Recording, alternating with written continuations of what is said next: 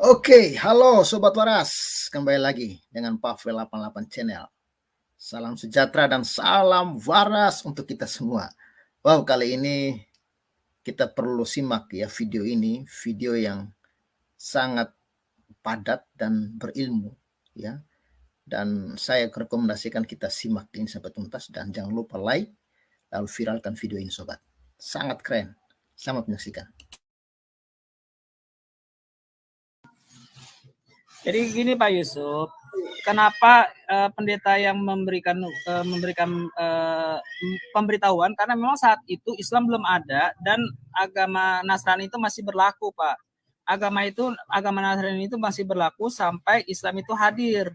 Jangan salah Pak Ismail. Waraka, pendeta Waraka itu pada saat sebelum Rasulullah diangkat. Artinya kan Mas Ari ngakui bahwa dia Nasrani Muhammad. Tapi katanya expired tadi, gitu, Abi. Dia agamanya apa kalau gitu? Waktu itu kayak agamanya apa? Susu kaleng aja expired. Agamanya apa dong kalau gitu Muhammad, kalau waktu dia dinubuatkan sama pendeta, baik pendeta Bahira maupun pendeta itu, agamanya apa? Kan gitu toh? Iya. Apa agamanya? Betul. Dari penyelidikan saya juga, Abi, ini ternyata coba ini aku mau share screen sebentar ya, Pak Yusuf, untuk pengetahuan. Silakan. Ini data ya. Ya. Jadi penemuan sejarawan, kalau kita lihat inskripsi Arab pertama yang menyebutkan nama Muhammad itu kira-kira baru tahun 691 Masehi. Sebelum itu kita tidak ada referensi sama sekali kepada nama Muhammad. Mungkin nanti Abi bisa jelasin apa ini nama apa gelar. Yang kedua, referensi kata untuk Muslim itu baru ada sekitar tahun 690 Masehi. Sebelumnya hanya digunakan istilah Saracen, Hagarin, Ismailit, Magarie, Muhajirun. Kemudian kata Islam pertama kali tahun 691. Kemudian kata Mekah apalagi? Mekah terlambat sekali, baru tahun 741 dan Mekah itu baru masuk ke peta perdagangan dunia tahun 900 Masehi. Dan kalau kita memang melihat data-data Mekah yang sekarang dibandingkan dengan referensi Quran dan hadis, itu nggak cocok. Bukan yang di sini sekarang gitu. Kemudian dari penelitian Dan Gibson nih, Abi arkeolog nih ya, 150 tahun pertama, semua masjid-masjid tertua Islam itu nggak pernah kiblatnya ke Mekah tapi ke Petra. Ya, jadi nggak ada yang kiblatnya ke Mekah yang sekarang ini, gitu. Itu 150 tahun pertama. Kemudian 200 tahun pertama itu kiblatnya malah bercampur antara Mekah dan Petra. Jadi kiblatnya itu antara dua itu. Baru sekitar 250 tahun kemudian sampai 300 tahun baru semuanya mengarah ke Mekah. Bahkan masjid-masjid di Ethiopia itu nggak mengarah kemana-mana tuh, malah mengarahnya ke selatan. Jadi malah sama sekali nggak mengarah ke Mekah. Nah, kemudian ya ini kalau kita lihat biografi pertama Muhammad baru ada sekitar tahun 83. Nah ini kritik cendekiawan abad 21 ketika mereka meneliti Quran, karena Quran ini seperti kita tahu manuskripnya nggak lengkap, ya. Quran ini hanya berdasarkan Imam Hafs tahun 1924 ya, nanti Abi bisa cerita. Nah, jadi kritik para cendekiawan abad 21 ketika mereka meliti, ternyata 70% isi daripada Quran ini dipinjam dari sumber asing. Dan bahkan mereka bisa tahu ini kapan dipinjam dari mana. Jadi mereka meneliti hal itu. Kemudian Islam seperti yang kita ketahui, ini menurut para peneliti ya, tidak ada pada abad ke-7, tetapi berkembang selama periode 200 sampai 300 tahun. Kemudian dari penelitian mereka, Al-Quran kemungkinan tidak diturunkan kepada satu orang dalam waktu 22 tahun, tetapi berkembang selama periode 50 sampai 100 tahun. Dan ini saya bisa menunjukkan beberapa peneliti dan penelitinya orang Islam. Ya. Namanya Profesor Dr. Hisham Jaid. Ya, dia meneliti ada ayat-ayat di dalam Quran yang dia menyatakan ini nggak mungkin pada zaman Muhammad. Ini pasti setelah Muhammad ini ada penambahan di situ. Nah, kesimpulannya dari para cendekiawan, kritik ya, ini hanya kritik saja teman-teman, Anda boleh menyelidikinya sendiri. Sejarah Islam itu setidaknya ada pada Khalifah Abdul Malik bin Marwan. Dan kisah-kisah yang sebelumnya, ini kemungkinan kita nggak tahu ini. Gitu, karena peninggalan arkeologinya nggak ada. Kemudian Quran tertua itu baru ada 150 tahun setelah kematian Muhammad. manuskrip Quran sekarang yang tertua. Jadi ya kita tidak tahu. Ini kritik para cendekiawan dari hasil arkeologi dan penelitian mereka tentang Islam dan Quran. Mungkin Abi bisa jelasin lebih lanjut. Ya, terima kasih. Jadi apa yang dikemukakan oleh Ibu itu hampir seluruhnya benar. Saya katakan demikian karena itu sudah diselidiki oleh cendekiawan secara historis dan juga secara arkeologi. Jadi itu tidak keliru. Bahkan sudah diketemukan hari-hari ini ada 32 macam Al-Quran di dunia, ya, yang memiliki bahasa yang berbeda, ada lagu al-lafal yang sedikit berbeda dan juga memiliki arti yang berbeda, sehingga mana yang menjadi Quran yang paling asli itu mesti jadi perdebatan yang panjang, ya, sehingga dengan demikian bisa kita simpulkan seperti itu.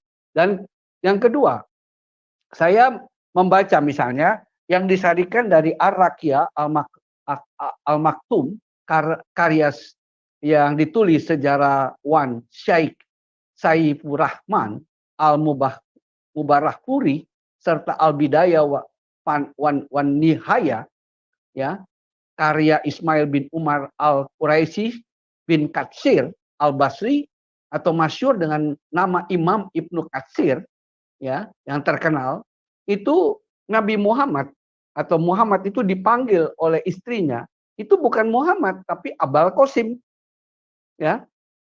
Apakah itu dia punya nama sebenarnya, ya, Abul Qasim, ya? Nanti para generasi milenial itu perlu menyelidiki lebih lanjut, ya. Saya mendorong tadi seperti ada satu bapak mengatakan, mari generasi milenial gali lebih jauh. Sehingga dengan demikian kita mampu menjelaskan kepada orang lain dengan objektif, dengan baik, ya, sehingga mereka terbuka akal budinya, terbuka hatinya. Dan kita bisa melihat, kita hanya berupaya sekuat-kuatnya dengan pertolongan Roh Kudus, maka Tuhan akan bekerja dengan luar biasa. Dan ini akan membuat gerakan yang luar biasa. Ini kalau semua generasi milenial melihat hal ini, wah, ini akan goncang generasi milenial yang ada pada setiap suku bangsa, ya. Karena kebenaran-kebenaran ini akan diungkapkan semua. Dulu nggak ada internet, nggak ada apa, ya. Ada orang berangkat di Mesir boleh ngomong sepuasnya di satu tempat, ya orang nggak bisa ngecek. Sekarang tinggal pakai jempol bisa ngecek, ya. Ngaku-ngaku kuliah di mana gitu ya Abi ya, ternyata kita cek nggak ada nih kuliah di situ, ngaku-ngaku. Ilmu-ilmu yang ada di sana bisa ketahuan, jadi tidak ada yang bisa tersembunyi, ya. Nah itulah yang perlu kita gali, ini yang perlu kita sajikan kepada masyarakat umum, ya. Dan kita tentu berdoa berharap bahwa mereka mengalami jamahan tapi dengan penuh ilmu, begitu, ya.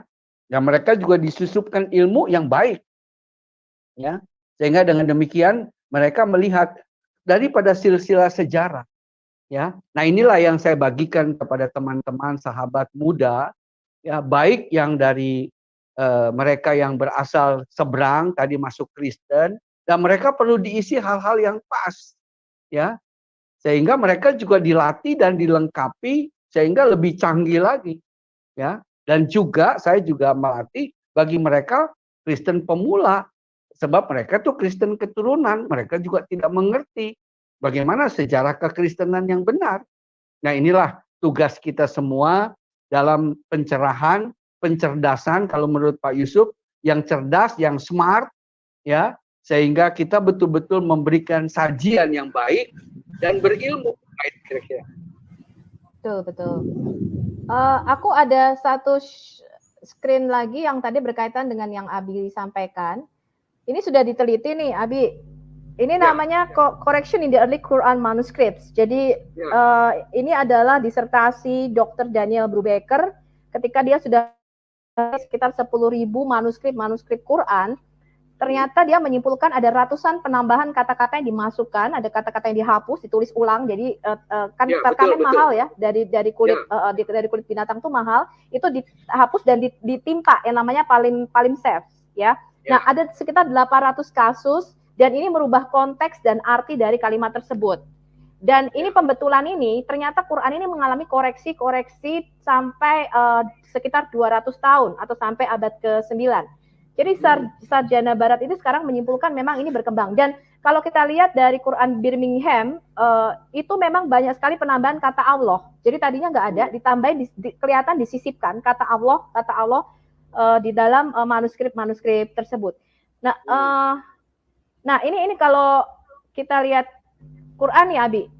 Kan tadi sekarang kita menemukan mungkin 37 versi Quran yang berbeda. Saya tunjukkan aja contoh-contohnya. Abi bisa bahasa Arab ya? Enggak begitu. Saya nggak ahli, jangan. Oh ya, saya pikir ini. Saya dimarahi, ya. Betul. Ini kita tunjukin aja nih, Abi, Quran Hafs dan versi Kalun. Ini ternyata ada kata-kata yang berbeda di situ. Betul. Ini mengubah arti. Betul. Ya. Ini saya tampilkan beberapa aja nih, Pak Yusuf. Ada ratusan sebenarnya. Ya, ini dari Al-Baqarah 184, versi Hafs dan versi Ibn Amar berbeda. Ini versi Hafs dan versi Wars berbeda lagi, ya. Dan beberapa ini memang merubah arti dan makna di situ. Ya, ini versi Hafs dan versi Al-Basi. Jadi banyak sekali. Ya, ini ada ratusan ini. Ya, ini mungkin saya akan keluarkan videonya 1 sampai 3 hari lagi ya. Jadi kita akan mendapatkan pelajaran seperti ini. Nah, ini banyak sekali ya versi-versi Quran yang berbeda dan kita akan menunjukkan perbedaannya dari manuskrip dari ini Quran yang sekarang. Jadi ini Quran resmi ya. Quran resmi yang beredar sekarang di seluruh dunia dan memang 90% menggunakan versi Imam Hafs, tetapi ada belahan dunia lainnya yang menggunakan versi-versi bacaan yang berbeda. Jadi generasi muda ini memang bisa mulai cerdas, kita bisa mulai menerima kritik, begitu juga dengan generasi Kristen harus cerdas. Jadi kita harus tahu manuskrip Alkitab kita dan bagaimana Alkitab kita ini terbentuk. Jadi tapi begini juga, Abi, saya punya teman juga Kristen yang mengatakan bahwa dia juga mungkin Bu Sofi. Iya. Siapa ini? Saya mau bertanya dulu, Bu. Dari mana silakan. Ibu bisa meyakini yang Ibu tunjukkan adalah manuskrip-manuskrip asli, sedangkan manuskrip-manuskrip yang asli itu sudah dibakar di zaman Khalifah Utsman bin Affan karena Utsman bin Affan mengkhawatirkan manuskrip-manuskrip yang terpotong-potong itu digunakan kembali dan menyangkal Al-Quran yang sudah disusun dengan rapi. Jadi begini ceritanya, Bu. Al-Quran kamu nggak usah cerita sama saya. Saya sudah bikin 4 seri sejarah kamu punya manuskrip. Jadi kamu nggak usah cerita, saya sudah tahu. Enggak, saya tanya dulu sama Ibu. Kalau Ibu udah tahu, Al-Quran itu dibuat di zamannya Khalifah Utsman atau di Khalifah Umar, Bu? Menurut kamu? Saya tanya Ibu. Katanya Ibu tahu. Ya, saya kasih tahu kamu ya. Pertama kali pengumpulan Al-Quran adalah di zaman Khalifah Abu Bakar. Ya, tetapi walaupun demikian, pengumpulan ini tetap diragukan. Itu yang disebut dengan Mushaf Hafsah. Kemudian Mushaf Hafsah ini dihancurkan oleh Marwan ibn al-Hakam. Ya, kamu bisa lihat di video saya bagaimana sejarah Quran. Ini aku kasih kamu sharing ya, kalau kamu pengen tahu sejarah Quranmu. Dan sekarang kamu tidak punya Quran versi Utsman. Ya, ini lihat nih. Jadi Quranmu itu dikumpulkan pada waktu zaman Abu Bakar dulu nih pertama. Ya, pada waktu itu Ali bin Abi Thalib juga sudah menyusun Qurannya, tetapi nggak diterima. Ya, yang diterima adalah Abu Bakar yang disebut dengan Mushaf Hafsah. Jadi kalian itu punya sekitar, aku kasih kamu mushaf primer ya. Mushaf yang dipegang Hafsah ini dibakar, dihancurkan oleh Marwan ibn al-Hakam. Ya, kemudian kodifikasi kedua adalah oleh Utsman bin Affan, ya, yang menyuruh Said bin Thabit untuk mengumpulkan kalian punya manuskrip. Tetapi ini pun dihancurkan. Ini aku singkat aja ya. Ini mushaf primer nih yang pada waktu itu dipegang. Ya, ini ada mushafnya Hafsah, mushafnya Aisyah dan sebagainya. Ini semua udah nggak ada nih. Kalian udah nggak punya ini. Ya. Nah, sekarang kita lihat pada waktu Utsman bin Affan itu kan dia kirim kopian tuh, dia udah menyatukan. Kamu tahu nggak pada waktu zaman Utsman bin Affan itu berapa huruf Arabik yang digunakan? Berapa huruf Arab pada waktu itu? Yang disalin dari suhufnya Hafsah ini. Maksudnya huruf Arab, maksudnya yang mana, Bu? Huruf Arab kan sekarang ada 28 konsonan ya? Ya, pada waktu zaman Nabimu ada berapa konsonannya? Kamu tahu nggak sejarah perkembangan huruf dan tulisanmu itu? Begini. Dia nggak tahu. Aku tadi baru detail saya tidak tahu. Enggak, gini. Oh, nggak tahu. Kalau kamu nggak tahu, gini Ari, sebentar, Ari. Sebentar, Ari, sebentar. Pada zaman dahulu, Al-Quran itu memang tidak ada harokat, tidak ada. Ya. Harokatnya yang menemukan siapa? Sekitar 200 tahun kemudian kalau nggak salah. Pada zaman siapa? Ya pada zaman, pokoknya sekitar, saya kurang tahu pasti karena itu sekitar 200 tahun kemudian lah, Bu. Ya, memang berarti pada kamu awal-awal itu Al-Quran tidak ada harokat dan titik-titik yang seperti sekarang kayak ba dan nun, itu betul. Kamu tahu nggak ada berapa ayat yang benar? Kamu tahu nggak ada berapa ayat yang hilang dari Quranmu yang sekarang ini? Tidak ada yang hilang, Bu. Masa? Tidak ada yang hilang. Kalau saya katakan banyak, kalau saya katakan 70% dari Quranmu yang sekarang hilang, itu keliru. Kok bisa keliru? Ini yang nulis orang Islam loh. Ya, orang Islam. Sebentar. Sebentar, Ari. Kamu belum mendengar penjelasan saya. Kamu belum mendengar penjelasan saya. Mengapa kamu bisa katakan keliru? Kamu sudah pernah belajar seperti saya belajar belum? Bu, Al-Quran itu sudah terjaga sama Allah. Kamu tahu kitab-kitab ini enggak? Ari, kamu tahu kitab Mabani, Suyuti Al-Itqan fi Ulum Al-Quran? Kamu tahu kitab-kitab ini enggak? Kamu tahu Abdul Ar-Razzaq? Saya dengar, tapi saya belum pernah baca. Oke, berarti kamu nggak tahu. Kalau kamu nggak tahu, kamu jangan ngomong, ya, menyalahkan aku dulu. Karena kita kan akademis nih, di channelnya Pak Yusuf kan nggak mau debat kusir dong, ya nggak? Kamu harus menunjukkan data seperti aku menunjukkan data. Klaimku adalah setelah aku meneliti, ya, setelah aku mempelajari, ya, Quran kamu sekarang itu kehilangan 70% dari aslinya. Sebagai contoh aja, aku tanya, pada waktu zaman Muhammad, berapa ayat ada di Quran Al-Ahzab? Quran apa? Surah Al-Ahzab ada berapa ayat pada waktu zaman Muhammad? Yang saya tahu. Hari nggak tahu lah. Hari nggak tahu. Ya, yang saya tahu adalah ilmunya belum nyampe. Ilmunya belum nyampe. Ya, Quran yang sekarang itu memang Quran yang sudah dikodifikasi oleh Utsman bin Affan. Bahkan sebelum Utsman bin Affan membukukan seperti yang sekarang itu, memang pas zamannya Abu Bakar Umar, ayat-ayatnya itu memang kayak misalnya surat Al-Ikhlas itu bukan ayat Al-Ikhlas, tapi surat Kulhu. Kemudian ada beberapa surat yang tidak sama namanya dengan namanya sekarang. Itu baru dinamakan seperti yang sekarang itu sejak zamannya Utsman bin Affan. Enggak, dari laporan hadis ya, dari sumber-sumber sejarah Islammu mengatakan surah Al-Ahzab itu tadinya sepanjang surah Al-Baqarah, ya, sekitar 200 ayat lebih. Sekarang Quran surah Al-Ahzab ada berapa ayat, Ari?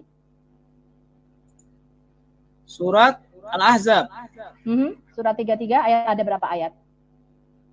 Yang sekarang itu surat Al-Ahzab ada 73 ayat. Kok lama banget? Katanya Quran dihafal oleh kami jutaan. Sebentar, kamu hafal Quran nggak, Ari? Saya tidak hafal Quran sebanyak 30 juz, Bu. Saya jujur. Nah, Pak Yusuf, saya aneh loh. Setiap kali saya berdialog dengan Muslim, mereka selalu mengatakan jutaan orang Muslim menghafal Quran. Tapi setiap saya tanya, kamu hafal enggak? Mereka mengatakan enggak. Ya, teori ngeles, Bu. Teori ngeles. Ya. Tidak. Saya katakan ya teman-teman ya, bukti Anda menghafal itu bukan berarti Quran itu adalah firman-Nya Allah. Karena saya bisa menghafal satu kaset CD Mariah Carey dan semua lagunya saya hafal. Dan saya hafal lagu-lagu Whitney Houston dengan Golden Song, saya hafal semua. Saya hafal lagu-lagunya Elvis Presley. Tidak membuktikan bahwa lagu-lagu itu berasal daripada Allah. Nah, sekarang, oke, saya kasih yang gampang aja deh. Ya, kalau kamu nggak tahu sejarah, nanti kamu bisa belajar di promo dikit nih Pak Yusuf, di Al-Hayat Indonesia, kamu belajar mulai kodifikasi bagaimana Quranmu tersusun, sejarah perkembangan tulisan dan bahasa, bagaimana sejarahnya bahasa Arab itu ada, sampai Quran kamu yang sekarang, dan itu saya kasih kamu lengkap dan gratis, kamu tinggal nonton, ya. Dan kamu bisa cek sendiri semua sumber-sumber yang aku tunjukkan. Nah, inilah yang kita mau lakukan, yaitu kita mau mengedukasi masyarakat Indonesia supaya mereka itu punya intelektual yang lebih tinggi. Jadi tidak semua informasi itu ketika diterima loss gitu loh. Ya, ini kebanyakan nah ini salahnya pendidikan Indonesia. Ya saya mohon maaf ya kepada Menteri Pendidikan. Mereka itu diajar menghafal dan didiktekan. Padahal kalau kita lihat penghafalan itu merupakan cara berpikir otak yang paling rendah. Jadi kalau kita itu belajar dengan cara dihafal dan didiktekan, ya, saya kasih tahu teman-teman, itu menunjukkan taraf berpikir yang paling lower. Sebentar, saya ada apa namanya? Ada ini penting nih untuk generasi muda nih. Mumpung kita bicara generasi muda ya. Makanya kalau kita lihat anak-anak dulu mungkin SD ya, kalau suruh gambar pemandangan, gambarnya itu pasti 2 gunung, ya, tengah-tengahnya ada sungai dan pinggirnya sawah, ada matahari di tengah-tengahnya. Dan itu satu kelas gambarnya sama. Kenapa? Karena didiktekan. Betul nggak sih teman-teman? Betul, saya ngalami itu. Iya, satu kelas gambarnya sama. Kenapa? Karena otak Bu Sofi kita tahu itu aja Bu Sofi. iya, karena otak itu pendidikan yang nggak bagus. Makanya kenapa Finlandia ini punya pendidikan yang bagus? Kenapa? Karena otaknya diaktifkan untuk berpikir. Ya, saya bagi share sebentar nih untuk generasi muda. Tadi Abi itu sudah bagus banget tuh. Generasi muda itu harus cerdas. Ya, ini sekarang kita lihat ya. Itu saya suka sekali tuh satu visi sama Sofiatul. Amin. Ini lihat ini. Ini adalah kemampuan berpikir dari tingkat yang paling rendah ke paling tinggi. Yang pertama adalah hafalan.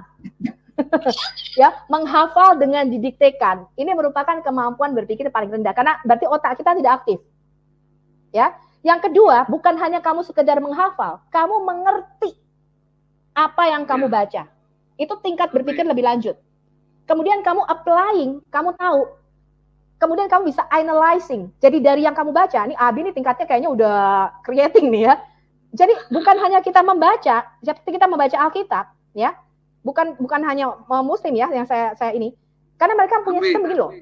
Asal aku menghafal ayat-ayat Quran walaupun nggak tahu artinya aku udah dapat pahala. Kan gitu ya, Kak? Makanya ketika saya tanya teman-teman saya, kamu doa adalah bahasa Arab? Iya, ngerti artinya? Enggak. Jadi teman-teman yang kemudian dia setelah keluar dari Islam, dia bilang, ngapain gue dulu doa-doa, gue ngerti artinya aja kagak, katanya gitu, tapi gue doa juga. Begitu aku tahu artinya, loh kok beda sama yang aku mau doakan gitu, karena dia nggak tahu artinya. Nah, taraf yang paling enggak ya, teman-teman, Anda generasi muda milenial Indonesia, saya berharap Anda bisa sampai taraf evaluating. Artinya begini, ketika ada informasi masuk lewat media, ya sekarang ini dunia digital luar biasa, ya. Ketika ada informasi masuk lewat media, Anda itu tidak cuman ini loh teman-teman, cuman telan mentah-mentah, ya, tanpa disaring. Anda harus sampai taraf mengevaluasi apa informasi yang Anda terima. Kalau creating ini artinya Anda menciptakan satu ide baru, nggak usah sampai sini lah. Paling nggak Indonesia sampai sini evaluasi. Kenapa? Ketika kita mendengar media, ini saya bicara mengenai channel-channel TV yang besar ya, TV One, Metro TV. Pada waktu saya mendengar berita Israel itu mengebom Gaza, itu yang disiarkan di TV One. Ini adalah satu data atau satu informasi. Waktu itu yang dikatakan, wah ini Israel mengebom ibu-ibu dan anak-anak menjadi korban. Saya sebagai ibu-ibu gitu kan, saya ngaco juga nih, gila gitu kan, Israel kok sejahat itu gitu. Tapi ketika saya cek and recheck beritanya yang sebenarnya, ternyata nggak begitu teman-teman. Ya, ternyata Israel itu membalas serangan Gaza yang mulai duluan gitu loh. Nah, saya bilang, wah ini nggak betul nih. Artinya apa? Memang TV Indonesia itu menyiarkan berita, saya nggak tahu motivasinya apa. Ya, tetapi kita tidak boleh sebagai orang yang bisa berpikir sampai tahap evaluasi, teman-teman. Kita harus menganalisa informasi yang kita terima nih. Nah, itu saya bilang salah satu contohnya. Ya, silakan. Saya tambahkan misalnya sedikit bocoran. Kan orang Indonesia banyak baca surat Yasin. Kalau ada apa-apa surat Yasin. Tahu, selidikilah kitab Yasin. Itu sebenarnya kitab Yasin itu menceritakan tentang kisah penginjilan Rasul Paulus. Betul. Yasin 14. Iya. Jadi tapi mereka nggak ngerti ya, Bi. Nah, kalau mereka nggak ngerti.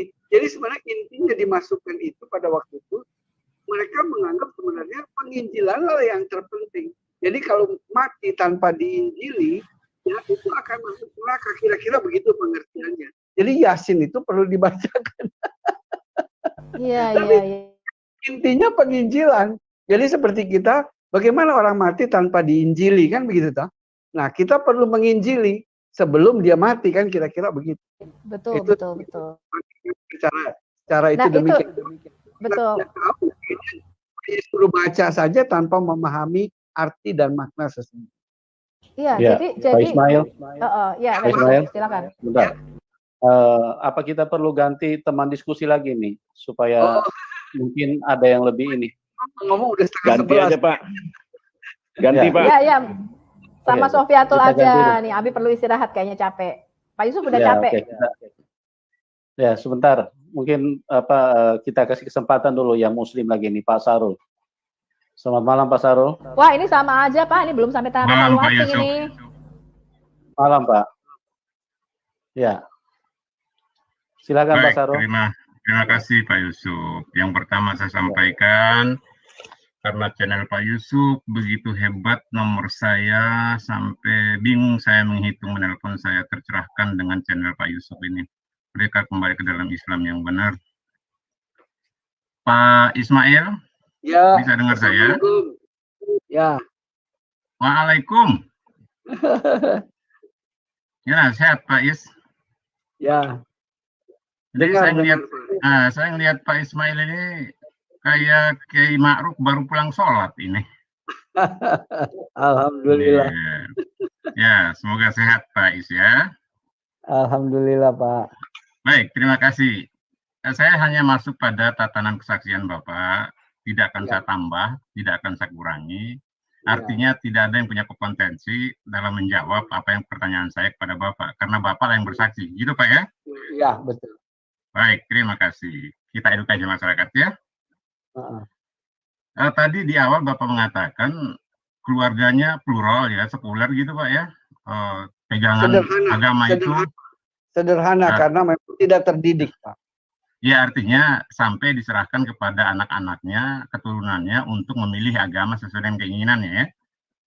Bukan diserahkan, karena mereka juga tidak tahu cara mendidiknya, karena mereka dalam kondisi tidak tahu apa-apa. Jadi apa yang mereka mau berikan ya tidak ada. Jadi ya itulah keadaan masa itu, ya memang orang tua saya tumbuh dalam zaman penjajahan, masuk Jepang dan lain sebagainya. Sehingga untuk cari makan saja itu sulit, apalagi mau mendidik ya. Itulah kira-kira gambarannya, dalam arti mereka bukan tidak mau mendidik, tetapi tidak tahu bagaimana mendidik. Iya, saya tidak mengatakan tidak mau mendidik, hanya saja karena emang basic Islamnya tidak ada, menjadikan anak keturunannya itu diberikan hak lepas gitu ya. Ya, kira-kira seperti itu. Iya, baik. Yang berikut Pak, Bapak tadi mengatakan bahwa Bapak pernah belajar Islam kebatinan. Apa yang maksudnya itu Pak? Enggak, maksud saya di dalam konteks saya mempelajari agama, di situ kan saya memiliki pergaulan. Dan dalam pergaulan itu saya kan juga dididik, dimentor di dalam suatu perguruan silat. Dalam perguruan silat kita akrab, dan disitulah saya juga dididik secara pengajaran-pengajaran moral agama dan lain sebagainya. Ya, waktu itu kan kita secara sederhana, walaupun tahu tidak tahu, ya mari, udah Islam ini terbaik, masuk aja gitu kan kira-kira. Soal dia tahu atau tidak nanti pelajarin kemudian kan kira-kira. Tapi kan saya ini belajar dalam arti mencari kebenaran sendiri yang menjadi pegangan saya.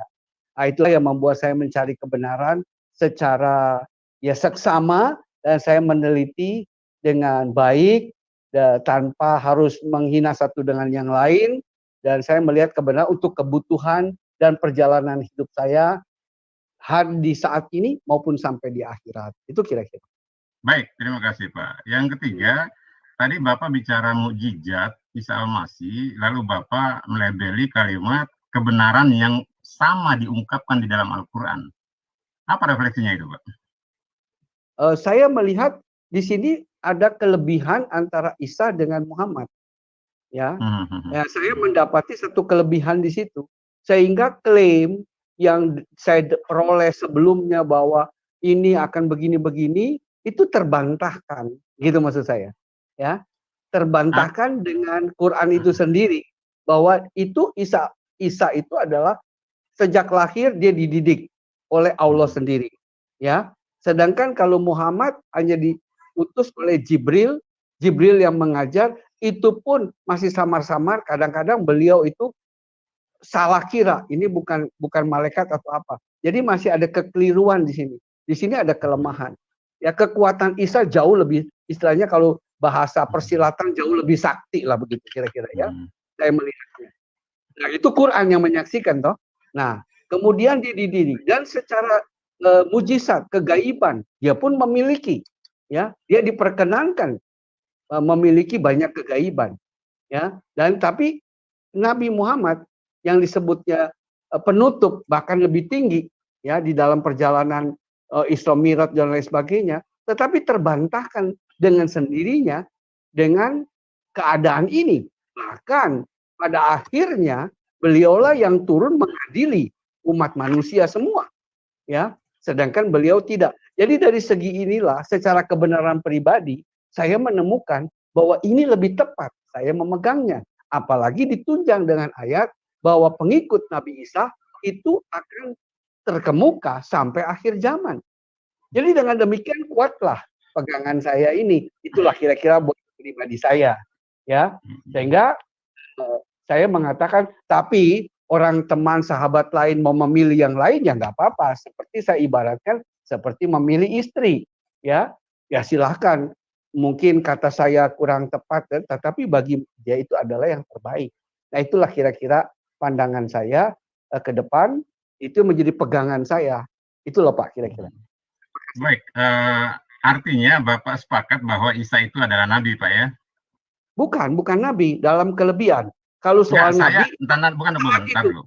Saya bicara, bentar dulu.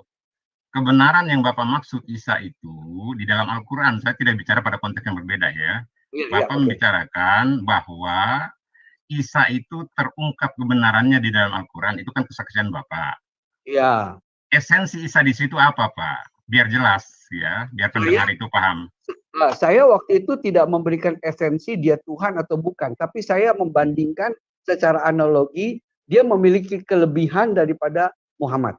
Itu saja. Baik, ya. Baik. Setelah itu saya menggali lagi di dalam Alkitab dalam konteks membandingkan, baru saya menemukan ternyata apa yang Quran tulis menjadi pengarah di dalam Alkitab. Saya menemukan bahwa dia adalah Tuhan dan Juru Selamat. Itu maksudnya. Jadi progres perjalanan saya jelas.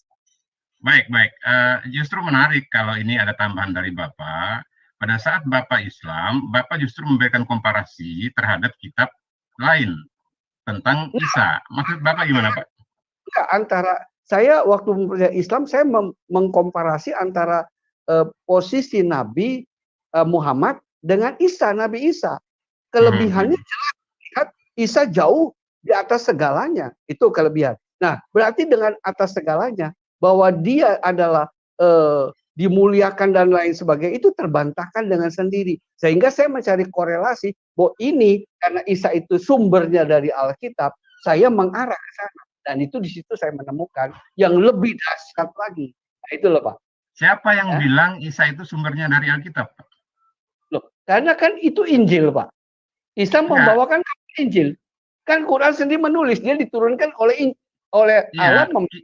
Kitab yang mana yang Bapak maksud ini Pak?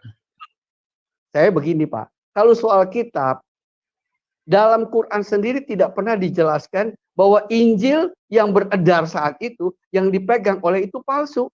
Tidak ada. Nah, nanti, jangan, nggak ada justifikasi palsu Pak, jangan.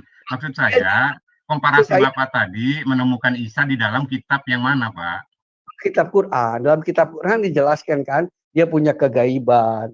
Dia punya bisa membentuk. Bukan komparasi Bapak dengan kitab yang mana sehingga Bapak temukan Isa. Tidak ada. Quran menjelaskan. Quran menjelaskan dalam surat Maryam dan lain sebagainya. Sedangkan dalam Quran juga dijelaskan bahwa Nabi sendiri tidak mengenal tentang iman.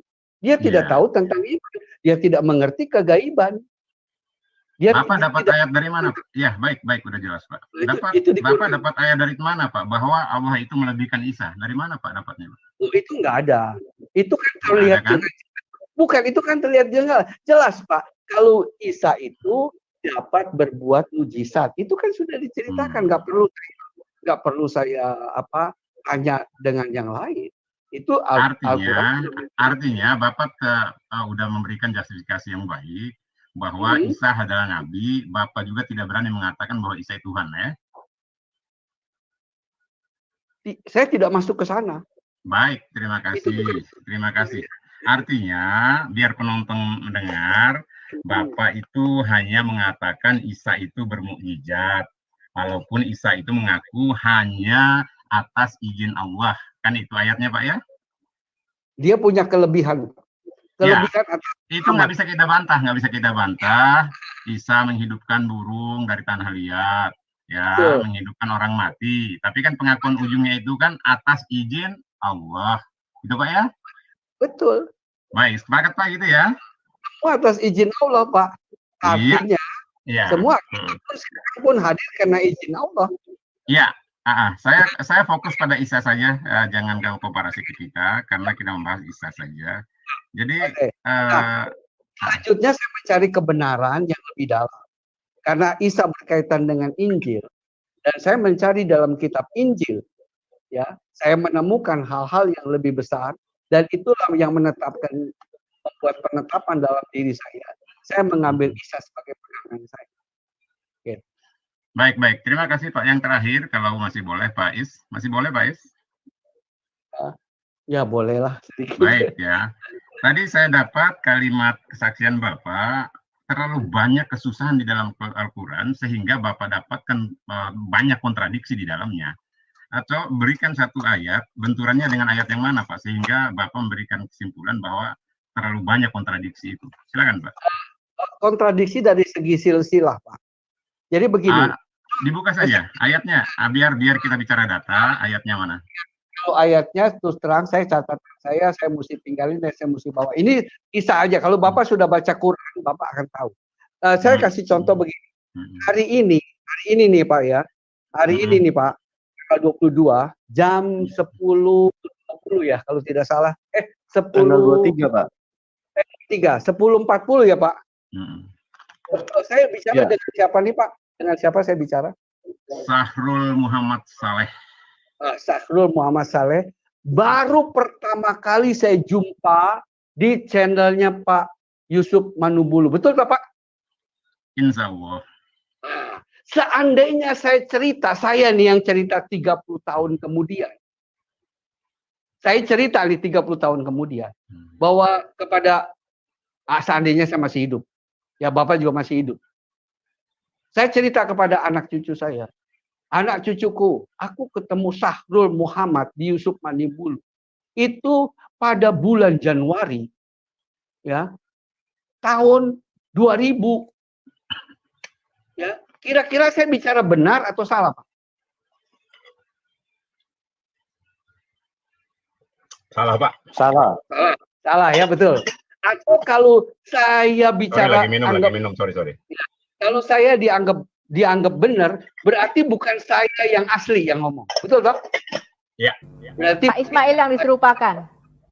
Ismail diserupakan, betul, Pak? Ya. Kalau saya yang asli ngomong, walaupun 100 tahun kemudian, saya mesti sama.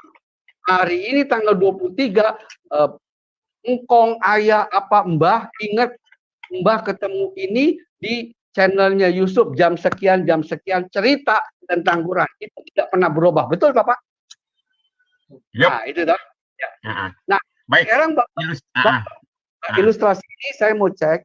Bapak cerita banyak kisah di dalam Al-Quran. Contoh, kisah ketika Nabi Musa ketemu dengan Allah.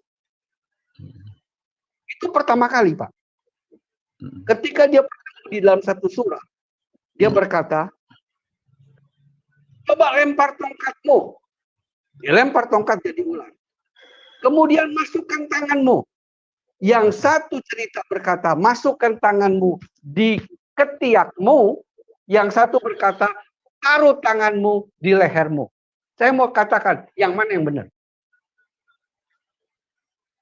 Ini Allah yang cerita.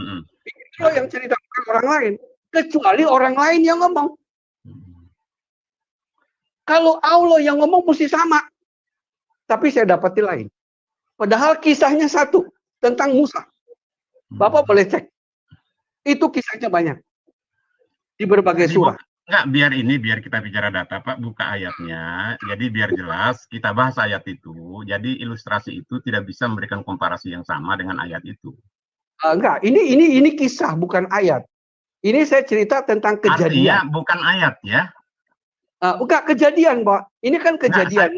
Enggak, kita kan bicara. Klaim Bapak kan kontradiksi nih ayat Al-Qur'annya nih, ya Pak ya? Ya. Nah, jadi kontradiksi ini kita benturkan dengan ayat-ayat yang kontradiksi. Jangan bercari asumsinya, Pak, gitu loh. Enggak, ini kan disebutnya cerita tentang hal yang kontradiksi. Saya kan ambil dari tadi saya katakan dari segi historis. Seperti saya cerita ketika saya ketemu Bapak hari ini. Iya, saya paham, Pak. Saya paham, itu sangat rasional sekali. Siapapun bisa memahami ilustrasi itu. Saya hanya ingin agar pendengar meminta pertanggungjawaban Bapak terhadap justifikasi bahwa Al-Quran itu terlalu banyak kontradiksinya. Satu ayat saja biar kita bahas itu, Pak, maksud saya. Jadi kalaupun Bapak tidak bisa memberikan ayat, lain kali boleh juga. Ya, boleh. Saya bukti satu aja Pak Sarul. Bapak berbohong. Boleh nggak saya jawab Pak Sarul? Satu aja saya buktiin sama Pak Sarul bahwa Al-Quran itu kontradiksi. Ya, Al-Quran mengatakan, Al-Quran mengatakan bahwa ayatnya di dengar dulu. Al-Quran mengatakan. Ya, kalau bicara sama saya, bayi data dulu. Ya. Oh, dengar dulu dong, ya. Al-Quran mengatakan, dengar dulu. Saya punya hak bicara, bukan kamu aja yang bicara di sini. Saya punya hak bicara. Ini bukan room kamu loh. Ini room Pak Yusuf. Saya paham. Saya paham. Kamu S2, saya S3 gitu loh. Selesai. Buka ayat. Selesai, saya kasih tahu kamu dulu. Dengar dulu saya ngomong. Kamu mau menang sendiri. Loh, Anda mau bicara data dengan saya. Saya mau ngomong tuh sama kamu. Ada nggak ayat yang mengatakan bahwa Allah menciptakan Adam? Pak Yusuf, ini orang mau menjawab tentang ketidaksanggupan narasumber, bukan datanya. Bukan. Narasumber dari kamu. Jangan membangun narasi yang tidak benar loh. Kamu salah, itu salah. Kan angkat tangan tadi. Tidak angkat tangan, kamu salah. Tidak ada yang namanya penjelasan. Salah kamu. Kalau mau menjelaskan penjelasan. Saya mau jelasin sama kamu justru. Saya mau jelasin. Kalau kamu punya otak, kamu ngerti. Saya jelasin diturunin kamu. Dulu aja, sebentar. Diturunin dulu aja Pak Syarulnya, Pak Yusuf. Iya, ayat kamu di Al-Quran mengatakan bahwa Allah kamu menciptakan Adam. Sekarang pertanyaan saya, di mana Hawanya? Itu sudah kontradiksi dengan Alkitab. Buka matamu lebar-lebar, Syahrul. Baru satu ayat saya ngomong sama kamu. Kontradiksi, tetapi itu kontradiksi. Tidak bisa memberikan kontradiksi. Buka ayatnya. Buka, kamu punya ayat, kamu buka. Sebentar, saya jawab dulu sebentar. Sebentar. Saya jawab dulu ya. Kamu S2 ke S1 aja. Sebentar. Kontradiksi di dalam Quran mengenai kalau kita Pak Syarul beli buku ini, Pak. Gitu ya? Pak Syarul beli buku ini, Pak. Beli buku ini nih, Pak.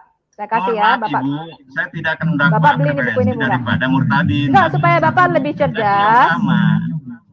Kalau murtadin tidak bisa memberikan ruang edukasi kepada saya tentang iman. Mohon maaf. Lu jangan masuk di sini, Syahrul. Sebentar. Saya kasih satu contoh. Tidak dibodohi orang di luar sana. Saya kasih satu contoh. Sebentar, Pak Lobo. Sebentar ya.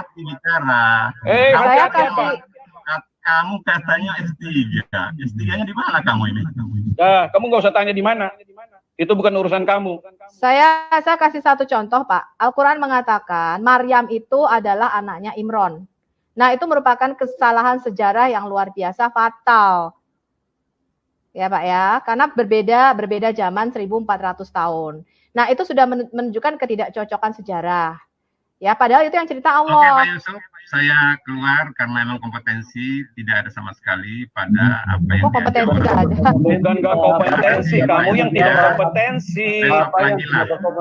Saya tidak punya ruang untuk berdebat dengan orang. Kamu sudah debat di mana? Saya sudah sering lihat kok. Tidak ada kompetensi kamu, Syahrul. Kalau kemampuan tidak ada, Bapak jangan masuk. Tidak ada. Kamu yang saya tidak pantas. Kamu tidak pantas, lebih tidak pantas lagi.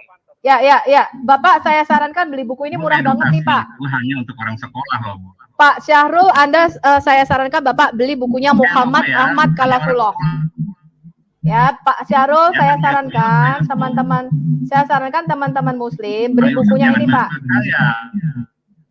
Ya, beli buku ini nih, Muhammad Ahmad Kalafulo, Al-Quran bukan kitab sejarah. Ya, di sini sudah terdata bahwa Quran ini berkontradiksi dengan sejarah. Teman-teman tolong diam dulu. Apa namanya? Ismail, Bapak tolong jelaskan di dalam Al-Quran mujizat yang dilakukan oleh Musa seperti apa? Tadi kan di dalam Alkitab dia melemparkan tongkat menjadi ular. Nah, Bapak tolong jelaskan kalau di Al-Quran seperti apa mujizatnya supaya seluruh dunia tahu bahwa Al-Quran itu kontradiksi gitu loh. Siapa yang meminta keterangan Alkitab, Pak Ismail? Anda diam dulu Syahrul, katanya S2, S lilin ternyata lu. Masuk pada kesaktian banget. Enggak, ada beberapa memang. Itu saya ambil dari segi historis. Ini kan artinya untuk kesaksian dari dalam bagaimana saya mencari kebenaran. Apalagi ketika kita menemukan misalnya keluarga Nuh. Ada satu sisi ayat mengatakan seluruh keluarga Nuh selamat. Dan yang lain berkata istri dan anaknya tidak selamat. Buka ayatnya itu satu. Buka ayatnya, Pak. Aduh. Ayatnya nih, kalau Bapak udah baca, hati-hati bicara Islam dengan saya, Pak. Hati-hati. Bukan, kalau Bapak sudah tahu cerita Quran ini pasti Bapak tahu. Kecuali Bapak kalau Bapak nggak tahu, jangan bicara. Itu maksud saya. Gitu ya? Saya tahu karena saya bicara, tapi terus terang saya nggak hafal ayat Quran itu. Boleh begitu bicara dengan Islam, Pak. Pak Syarul nggak usah ngomong kayak gitu, Pak. Yang harus hati-hati adalah Bapak, ya. Bapak, gitu loh. Saya sedang tidak mendidik orang Islam. Itu kan kesaksiannya Pak Ismail. Bicara tidak pakai dalil loh. Anda ini sekali-kali bicara tidak pakai data, Pak. Pak Is, ini channel terbuka. Pak Syarul ini kalau bicara nggak pernah pakai data. Dia nggak pernah nunjukkan data. Jangan sampai. Nah, kalau mau pakai data, buka. Bagaimana Isa itu mengajak untuk menyembah kepada Allah? Ada datanya, Bu. Isa al-Masih itu menyuruh menyembah Allah, Bu. Loh, nggak usah di Quranmu, di Alkitab juga demikian. Saya bicara Al-Quran, Alkitab itu tertolak, Bu. Iya, makanya berarti Al-Quran lu lebih tertolak lagi karena Al-Quran siapa? Sebentar. Siapa yang mengatakan Alkitab tertolak, Pak Syarul? Bahkan nabimu aja. Sebentar.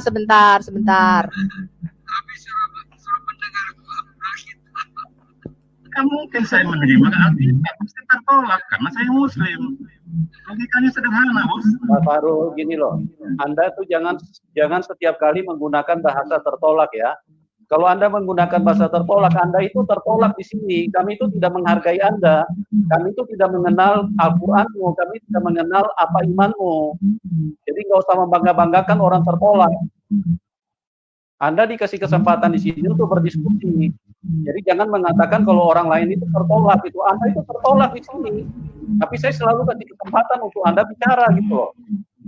Anda mau bicara atau mau bicara? Oke, Pak Yusuf. Makanya saya tidak mau masuk pada ranah. Sekarang saya tanya, kalau Quran itu firman-Nya Allah, mengapa Allah bisa salah sejarah, Pak Syarul? Nggak bakal nyampe kamu tadi kayak kamu, nggak bakal nyampe. Loh, kok nggak bakal nyampe? Ya, kalau saya Bapak lebih pintar, Bapak jelasin kenapa Maryam di dalam Quran bisa tertukar 1400 tahun, Pak. Saya nggak punya kompetensi dengan orang ini, Pak Is. Mohon maaf ya, Pak Is, kalau ada salah-salah kata ya. Ya, silakan Pak Syarul. Selamat malam, silakan sampai ketemu. Memang lu salah katanya banyak. S2 kayak S lilin ngomongnya. Parah lu, Sarul. Terima kasih Pak Yusuf ya. Nanti kalau gue tunjuk data lu ngeles lagi ke sana, ngeles lagi ke sini. Udah loh, kamu sama Kandi aja sama-sama nggak sekolahmu itu. Enggak. Pak Lobo, kebanyakan itu mereka memang tidak melihat sejarah karena Quran itu kan bukan kitab sejarah.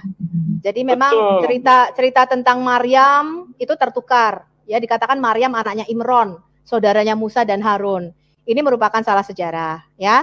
Kemudian dikatakan orang Samaria membuat lembu emas pada zaman Musa. Ini sudah kita lihat, ini salah banget sejarah. Karena orang Samaria baru ada 700 tahun setelah Musa mati. Nah, dari situ kita kan akan mempertanyakan, gitu loh. Kalau ini Allah yang ngomong, kenapa bisa salah sejarah? nggak mungkin dong, gitu kan?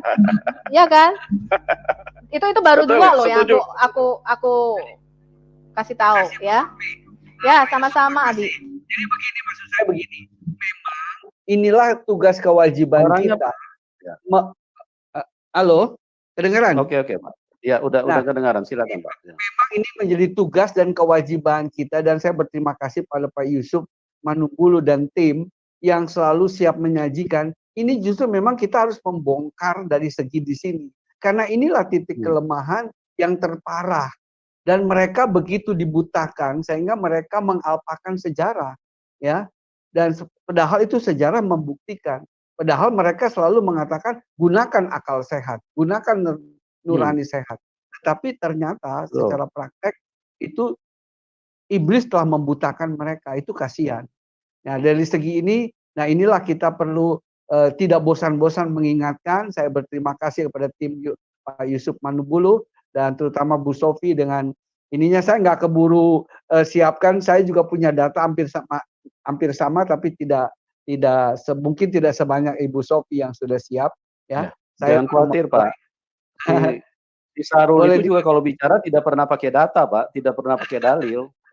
Mereka cuman ilmu ini aja. Ilmu ngeles, karena mereka cuma membalikkan orang aja, karena mereka sendiri bingung bagaimana cara jawabnya. Jadi itulah yang kira-kira kita dapati. Terima kasih untuk kesempatan saya, karena saya besok pagi-pagi ini ada tugas kebetulan. Baik, Pak. Mohon kami juga berterima kasih atas penjelasan kesaksian Bapak yang luar biasa. Dan saya mengajak kepada teman-teman untuk mendukung Pak Ismail, ya. Anda bisa salurkan dukungan bagi teman-teman yang diberkati. Nomor rekeningnya kami taruh di layar deskripsi, ya. Silakan dukung Pak Ismail. Oke, Pak Ismail, salam buat keluarga, ya. Tetap semangat, ya, Pak. Dan semua teman begitu luar biasa dipakai Tuhan, ya. Berkati Pak Yusuf, terima kasih. Tuhan berkati. Ya, oke, Tuhan berkati, Pak. Ya. Mohon pamit, ya. Ya, oke, Pak. Makasih, ya. Salam buat keluarga, ya, Pak. Amin, Tuhan berkati. Oke. Ya, teman-teman, kita terima dulu yang lain, ya, yang mau berdiskusi. Oke, Pak Amin. Selamat malam, Pak Amin. Pak Amin Wijaya. Pak Amin. Halo, jangan di-mute, Pak. Tombol suaranya, Pak Amin. Iya. Shalom semuanya. Shalom Ibu Sofi. Shalom. Dapat tadi, sorry tadi saya lagi bicara. Gimana kabarnya, Pak? Baik, luar biasa gitu. Tadi cuman nggak sempat saya dengerin, cuman dengar Pak Sarul doang terakhir tuh dia ngamuk. Pak Yusuf ngamuk. Bisa juga Pak Yusuf ngamuk. Haleluya. Ya. Pak Amin S3 Pak Esteller, Pak Amin?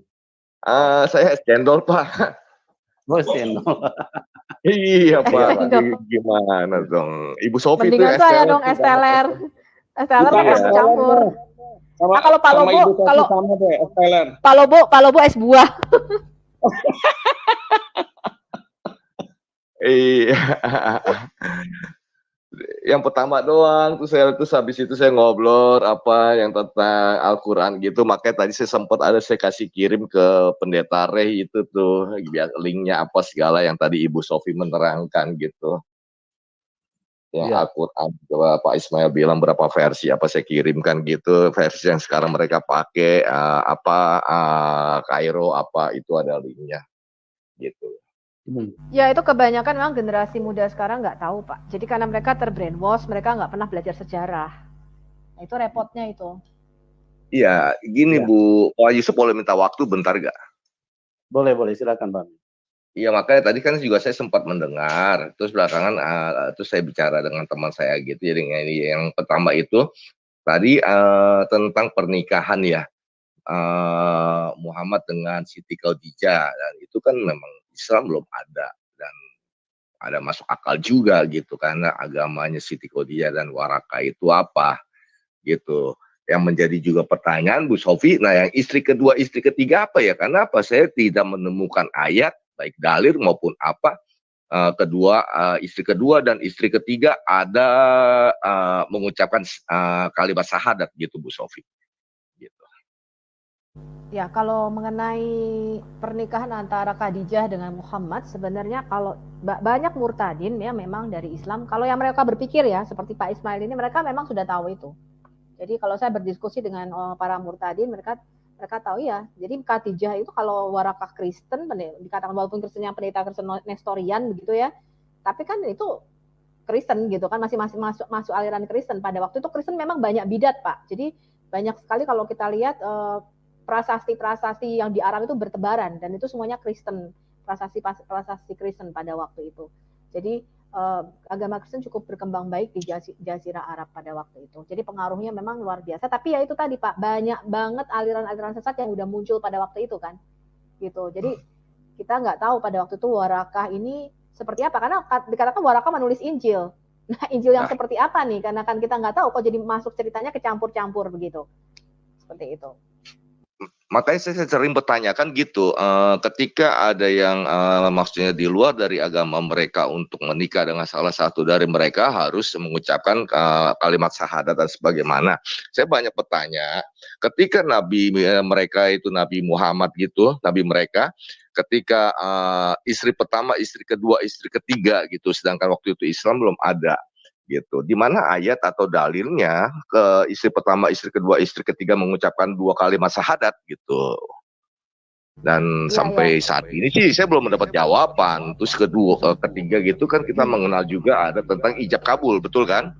Yang saya telusurin, saya pelajarin, saya lihat, loh, yang isi pertama, kedua, ketiga kok nggak ada tentang membahas tentang ijab kabul. Nah, kalau saya salah mungkin terlewat, mungkin Bu Sofi bisa kasih saya pengetahuan gitu. Nggak ada Pak, saya juga nggak pernah baca ijab kabul. Cuma dikasih mahar aja paling. Kalau mengenai pernikahan memang katanya zaman jahiliyah tuh ada 4 macam pernikahan. Itu. Kemudian kalau Khadijah itu kan dia ceritanya dia tidak disetujui ayahnya ya kalau menurut sirah-sirah ya. Jadi ayahnya tuh dibikin mabuk dulu pada waktu itu, kemudian dikasih baju, kemudian ada hadisnya pernah saya baca ya. Bangun pagi-pagi, Khadijah mengatakan, loh kamu sudah menikahkan aku dengan Muhammad, seperti itu. Nah, jadi memang saya tidak melihat ada ijab kabul di kalau di hadis bicara hanya kasih mahar, bahkan ada yang namanya nikah mutaah ya, itu ada di dalam Quran, di dalam Quran juga ada An-Nisa 24, kemudian hadis-hadisnya. Tapi yang paling pasti kalau ustadz atau kalau kita berdiskusi dengan muslim, kita banyak tanya sebenarnya agama Muhammad apa sih sebelum 40 tahun itu, mereka nggak berani jawab. Jadi mereka menyatakan ini pasti muslim, dan sebenarnya kalau kita lihat kan itu memang keluarganya keluarga penyembah berhala. Gitu. Bahkan anaknya Muhammad salah satunya bernama Abdul Manaf ya. Manaf adalah salah satu dewa dari 360 berhala di Ka'bah itu, namanya Abdul Manaf, dia kasih nama anaknya. Dan memang anaknya paling besar namanya Qasim, jadi makanya dia dipanggilnya Abu Qasim, seperti itu. Anaknya laki-laki kan ada beberapa, ada 3 anak laki-laki dia punya. Kalau istrinya pertama gitu kan sudah tahu Warakah itu adalah Kristen, Khadijah adalah Kristen, istri keduanya kan agamanya apa, istri ketiga agamanya apa juga kan? Kalau Khadijah Kristen saya rasa enggak sih Pak. Karena ada dalam salah satu hadis itu memang di dalam rumah Muhammad dan Khadijah itu mereka menyembah beberapa berhala. Jadi kalau kita lihat dari sirah-sirah itu menyembah beberapa kalau saya membaca ya, nggak mungkin Kristen murni ya, maksudnya benar-benar Kristen seperti Kristen bukan kita Kristen Nestorian ya. Iya, tapi kalau kita membaca dari hadis itu ternyata Khadijah itu menyimpan berhala di dalam rumahnya, dan itu pernah disuruh buang di dalam salah satu hadis. Bahkan surat ke-74 itu surah keempat ya, surah keempat sebelum Al-Fatihah itu sesuai turunnya wahyu ya. Jadi Muhammad itu sudah terima 3 surah pada waktu itu. Surah keempat ini adalah surah 74, surah Al-Mudathir. Itu masih disuruh membuang berhala-berhala. Jadi berarti setelah dia terima 3 surah, setelah menjadi nabi pun masih ada berhala-berhala di rumahnya. Kemudian kalau saya membaca bahwa dia menamakan anaknya Abdul Manaf, anaknya laki-laki, benar Manaf itu merupakan salah satu dari nama dewa. Tetapi orang Muslim menyebut namanya anaknya Abdullah. Jadi mereka mengganti namanya bukan Abdul Manaf tapi Abdullah. Padahal kalau kita baca dari kitab-kitab sumber-sumber Islam, nama anaknya itu adalah Qasim, Abdul Manaf, dan Ibrahim dari Maria Koptik. Kalau dia menamakan anaknya Abdul Manaf, ya kita bisa tahu dong apa agamanya. Kalau misalnya saya menamakan anak saya Immanuel, misalnya kan gitu. Kan itu kan nama teoforik. Nama teoforik karena dia memasukkan nama dewanya yang dia sembah ke dalam nama anak kita kan, misalnya Immanuel, ya kan, atau Yahya itu kan nama teoforik. Elia itu nama teoforik. Kalau dia menamakan anaknya Abdul Manaf, ya kita sudah tahu siapa itu Manaf. Jadi pernikahan yang pertama, kedua, ketiga itu dilakukan secara apa dong? Secara hukum Islam kan Islam juga masih belum, kalau menurut saya baca sih ya. Ya itu Pak yang kita pertanyaan, tidak ijab kabulnya ya. juga, ijab kabul juga nggak ada, mengucap istri pertama, kedua, ketiga mengucapkan kalimat syahadat juga saya belum, sampai saat ini saya belum pernah ketemu ya apa ininya semua gitu. Iya. Nggak, kita tidak bisa mendapatkan kejelasan secara pasti, tetapi pernikahan zaman jahiliyah itu ada 4 macam kalau dari hadis itu sendiri. Dan kemudian itu 3 dibatalkan oleh Muhammad, hanya pernikahan dengan mahar yang katanya pada waktu itu kemudian Muhammad melarang 3 bentuk. Jadi ada 4 bentuk macam pernikahan pada zaman jahiliyah. Itu. Terus tentang Maria Koptik gitu, udah tahu kan Maria dari Koptik gitu, yang pasti dia adalah bukan Islam. Yang menjadi juga pertanyaan, apakah ada gitu dalam Al-Quran atau apa itu Maria Koptik mengucapkan kalimat 2 syahadat ketika menikah dengan Muhammad gitu? Saya sih belum pernah dapat ya. Kalau Maria Koptik itu kan statusnya budak Pak Amin. Jadi dia tidak dinikahi resmi. Kan Muhammad punya banyak budak-budak apa namanya? Budak-budak seks kan. Budak itu banyak Pak selain istri-istrinya itu. Itu tidak dinikahi. Ya, betul, budak atau apa istilah zaman dahulu atau apa. Tapi kan ketika mereka harus menurut umat Muslim ini kan budak Pak, itu harus dinikahin. Enggak. Kalau budak itu ketika dia membeli, ini aturan sampai sekarang ya, yang namanya hamba yang dapat dengan tangan kanannya, baik itu dari peperangan ataupun dari ya pokoknya kalau Maria Koptik kan hadiah gitu ya, dikasih. Itu sudah, begitu dia dikasih artinya itu sudah kontrak. Jadi tidak ada yang namanya kontrak pernikahan. Kalau itu kita mau bahas dalam aturan Islam, ketika dia kontrak bahwa kamu jadi budakku, ya sudah, itu nggak ada lagi kontrak pernikahan. Justru kalau dia menikahkan, dia membatalkan kontrak budak ini Pak, jadi istri kan, bukan lagi jadi budak dong, gitu. Tetapi ini tetap budak, statusnya sampai mati juga tetap budak semua, ini budak-budak yang gitu. Jadi dalam Islam itu begini, kalau ini budak, kamu nggak boleh menikahinya. Sebab kalau kamu menikahinya, kamu membatalkan kontrakmu dengan dia sebagai budak. Iya, gitu. Tapi kan kita selama ini mendengar dari saudara-saudara Muslim kita ini, mereka berkata istrinya Muhammad itu ada berapa, termasuk di dalamnya adalah Maria Koptik, betul nggak? Iya betul, tapi tidak. Nah kalau istrinya udah berapa Koptik, berarti menjadi istri disahkan. Tapi saya juga belum ada ketemu misalnya pernikahan beliau dengan Maria dari Koptik, misalnya ya gitu, ijab kabulnya, pernikahannya kayak apa, terus mengucapkan kalimat 2 syahadat seperti yang saudara Muslim lakukan pada saat ini gitu. Saya belum menemukan gitu. Oke, kita sapa dulu nih teman-teman kita nih, Pak Helia, Mbak Takokak, selamat malam. Selamat malam Pak, salam. Shalom Mbak, haleluya, luar biasa nih. Mbak Takokak ini semangatnya baru dibaptis ini tahun 2021, tapi penginjilannya sudah memenangkan 200 jiwa nih buat Tuhan Yesus. Wah, baru dibaptis tahun 2001. Tahun bulan apa Pak Helia dibaptis? Itu pas hari kebangkitan. Hari kebangkitan. Hari apa ya? Hari Minggu. Bu Sofiato. Ya. Bu Sofiato. Ini Pak Helia ini Ustadz loh Pak. Apa Bu Sofiato? Wow, luar biasa. Ustadz. Ya Pak Helia, mungkin Pak, ada yang bisa dibagikan ke kami. Dian, jadi selamat malam Pak Dian. Pak Dian. Selamat malam Pak Yusuf, salam semuanya. Apa kabar Pak Dian? Baik Bu, baik Pak, baik, Tuhan baik. Pak Dian selamat ini malam, juga salam Ustadz. kenal semua. Wah, Ustadz semua ya. Ustadz juga, beliau ini pernah digendong Tuhan Yesus pada waktu sakit parah, tidak bisa bangun selama 3 bulan. Ini disembuhkan secara luar biasa sama Tuhan Yesus. Amin, haleluya, puji Tuhan. Pak Yusuf, kayaknya bukan Pak Yusuf dengan saya bukan Ustadz, kayaknya mesti menyingkir dulu ini. Kenapa? Amin. Pak Yusuf, saya bukan mantan Ustadz, kayaknya kita mestinya berdiam diri nih, biar mereka yang berbicara. Gitu Pak Amin, Pak Amin kok gitu saya masuk. Udah jangan Pak Amin, jangan keluar dulu Pak Amin. Saya juga Ustadz Pak Amin. Jangan gitu. Ustadz kan nggak ada jadi malu ini.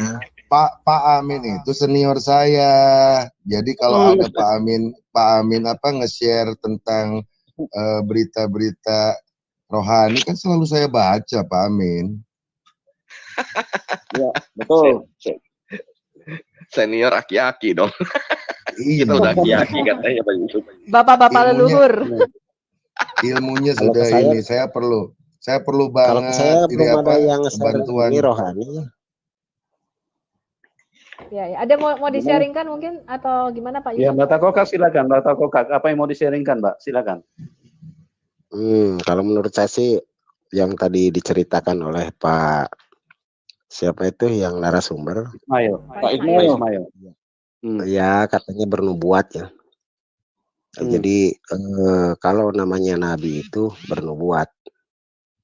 Itu bernubuat, jadi ada kelebihan dan memang kalau saya lihat di Al-Quran sendiri tidak berbohong juga ya, sebetulnya tidak berbohong.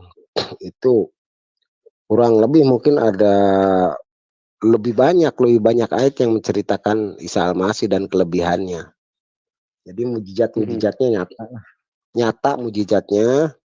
Terus dia memang mereka walaupun tidak diterangkan bahwa dia Tuhan, tapi diterangkan adalah roh Tuhan, roh Allah di surat 66 ayat 12. Jadi kalau Allah itu tidak pernah berbohong, dia mengucapkan kalimat yang benar di surat 19 ayat 34. Firman Allah juga dia di surat 3 ayat 45. Persamaannya mungkin di Yohanes 1 pasal 1 ya. Itu kalau di Quran mungkin di surat 3 ayat 45. Firman Allah dia, atau di surat 4 ayat 171 ya. Itu memang bisa menyembuhkan orang sakit. Pak Helia, mau nanya betul? dong, kan selalu kalau kita ngomong ke teman-teman, saudara-saudara kita, itu mereka keberatannya begini, Isa itu kan kalimatullah, tapi bukan kalamullah. Nah itu bedanya apa sih, Pak Helia? Kalau kalamullah itu kan diturunkan menjadi kalam nafsi. Gitu. Kalau kalimatullah itu Tuhan yang berkata-kata. Pada awalnya Tuhan yang berkata-kata. Gitu. Jadi berbeda. Sebenarnya sama aja ya, karena kan Quran juga disebutnya kalimatullah juga sebenarnya. Tidak, kalau Quran itu kalam nafsi, kalam yang tertulis. Kalau firman Allah, kalimatullah beda. Tuhan yang berbicara melalui media, itu teknologinya Tuhan lah kalau dibilang teknologi Tuhan. Teknologi Tuhan kepada Isa, bagaimana caranya manusia bisa mengerti, ya menciptakanlah teknologi seperti itu yang tidak bisa dimengerti oleh orang Muslim sampai sekarang. Itu loh, itu ya kalau bahasa teknologinya teknologi lah, teknologi Tuhan melalui itu. Karena kalau Tuhan turun ke bumi, kalau tidak memakai media, memang ada di surat As-Sajdah ayat 5 ya, Tuhan pernah turun ke bumi dengan sekian waktu lamanya. Gitu. Kemudian urusannya sudah selesai kepadanya, naik kepadanya, Tuhan kembali lagi ke Arasil Majid ke sana. Jadi Tuhan pernah turun ke bumi, yaitu Isa Al-Masih. Kenapa tidak sadar ini? Harus sadar sebetulnya dari sekarang nih. Makanya saya mengikuti. Saya pernah bedah Al-Quran memang sudah lama. Kalau saya tidak baca Al-Quran nggak mungkin saya bisa ditunjukkan, karena memang Al-Quran itu kitab petunjuk. Itu zalikal kitabul la raiba fihi hudal lil muttaqin. Sesungguhnya kitab ini aku turunkan bagi orang-orang yang bertakwa, diturunkan sebagai petunjuk bagi orang-orang yang bertakwa. Petunjuk mau ngapain lagi? Menunjukkan apa? Menunjukkan surat 3 Al-Imran ayat surat Al-Imran ayat 3 ya, surat 3 ayat 3. Nazal alikal kitab bil hakim musaddiqo lima baina yadaihi wa anzala taurata wa injil, menunjukkan Taurat dan Injil kebenarannya. Nah ini kadang-kadang ya begitulah kira-kira. Mudah-mudahan kita tadi kalau kita berdiskusi dengan Media Channel juga susah gitu, karena dia mau ngambil hanya separuh, saya cuma mau ambil separuh Taurat, separuh Injil yang benar, dia bilang gitu. Jadi ada yang sebagian nggak benar, ada yang sebagian benar. Menurut dia begitu. Jadi ada jejak-jejak kebenaran katanya gitu di dalam kitab kita sekarang. Seperti itu. Tidak bisa firman Tuhan separuh-separuh. Nah itu tadi yang kita juga, betul Pak Helia. Jadi kita juga diskusi loh. Kalau kamu mau terima ini, ya kamu terima semua, tolak gitu. Berarti anggap aja kitab semua palsu. Oh nggak bisa gitu. Tetap ada yang benar lah. Yang benar yang kamu, bagaimana kamu bisa memilih gitu kan? Bagaimana kamu bisa memilih ini firman Tuhan ini enggak, ini firman Tuhan ini enggak kan? Ya, apa bedanya dengan orang Yahudi yang disenangi baru diambil, yang tidak disenangi baru dia tolak atau dirubah? Itu sama dengan orang Yahudi pada zaman Isa kan, pada zaman Yesus di situ. Apa bedanya? Itu kan menurut saya gitu kan. Jadi memang dalam hal ini jangan ada yang ditolak, kamu tolak sekalian. Kalau mau tidak ya tidak gitu.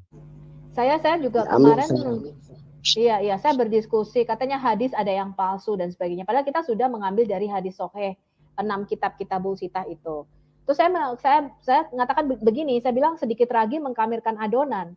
Kalau bagi kami umat Kristen, kalau di kitab itu palsu, sekalipun itu hanya 2 ayat, itu kami buang. Saya bilang kami nggak pakai. Makanya kami tidak memakai misalnya Injil Maria Magdalena, Injil Thomas. Ada kebenaran nggak? Ya mungkin ada, kan dia cerita tentang Yesus begini-begini. Tapi kan banyak cerita yang juga yang dicampur sama dia merupakan dongeng-dongeng yang tidak benar, fiksi. Itu kami sama sekali buang. Bagi kami kitab Injil Barnabas kami sama sekali nggak pakai. Kami walaupun di situ dia ada cerita benar tapi dicampur dengan ketidakbenaran, itu bagi kami sedikit lagi sih mengkamirkan adonan. Saya bilang kalau kami terima kitab Yahudi, saya telan bulat-bulat dari Kejadian sampai Wahyu, saya tidak mungkin ada ayat yang saya tolak.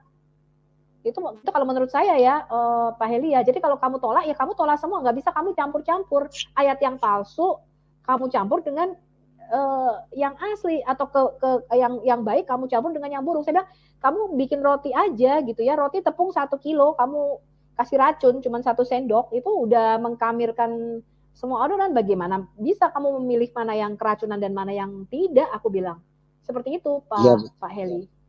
Ya betul-betul Bu. Jadi memang membaca Alkitab itu kalau tidak dibimbing oleh Rohul Kudus itu tidak akan bisa masuk. Akhirnya mencari keganjilan, akhirnya mencari kesalahan di situ. Jadi padahal di Quran juga sudah ditunjukkan ya. Di Quran juga sudah ditunjukkan kalau membaca Injil itu harus pakai Rohul Kudus. Kalau ditunjukkan di surat 2 ayat 253 itu di Quran itu ada. Tapi nggak tahu mengakui atau tidak ya. Yang jelas dilewat-lewat saja mungkin. Atau memang dia tidak mengerti. Saya kurang paham juga. Kalau saya mengerti gitu maksudnya. Pak Kokak waktu itu yang pernah diskusi dengan saya waktu itu masih Muslim ya? Ya Pak Yusuf ya? Iya betul. Oh sekarang? Oh udah dibaptis ya? Ya sudah. Oh puji Tuhan.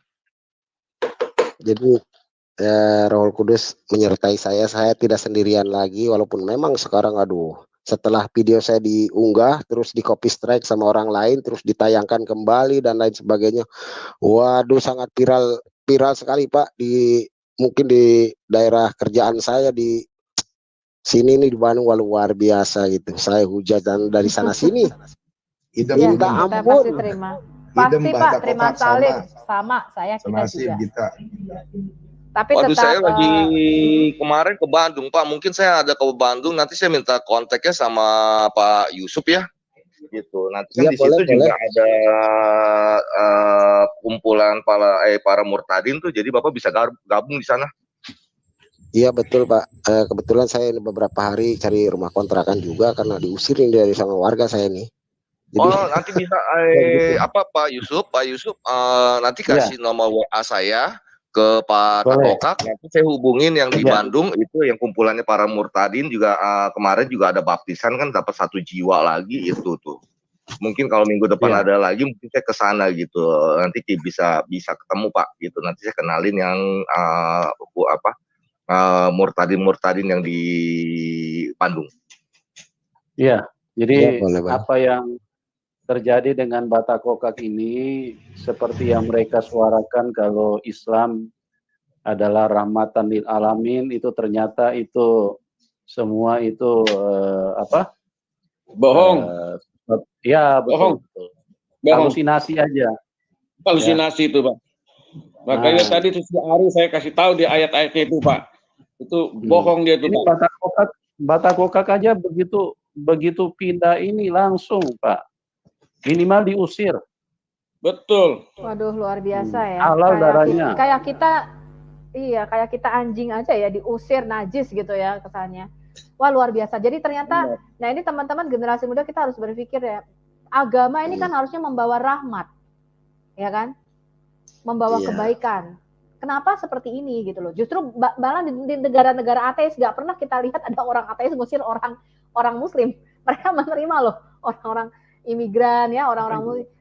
Bahkan mereka nggak peduli gitu. Maksudnya tidak ada hal seperti ini. Tapi kita orang-orang yang beragama, jangan sampai kita itu lebih parah dibandingkan orang-orang yang tidak memiliki agama. Yang harusnya kita membawa kebaikan, sekalipun itu dengan musuh kita, ya, sekalipun kita tidak setuju.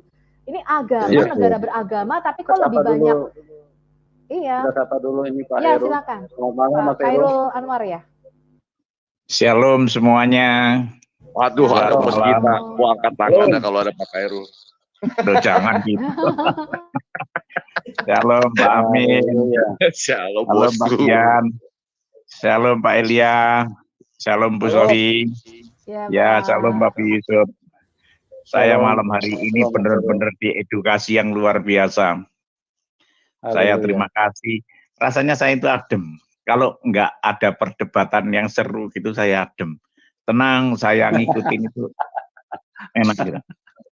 Hari ini saya lihat Bu Sofia itu dengan tenang, bahasnya tenang, Pak Ismail tenang.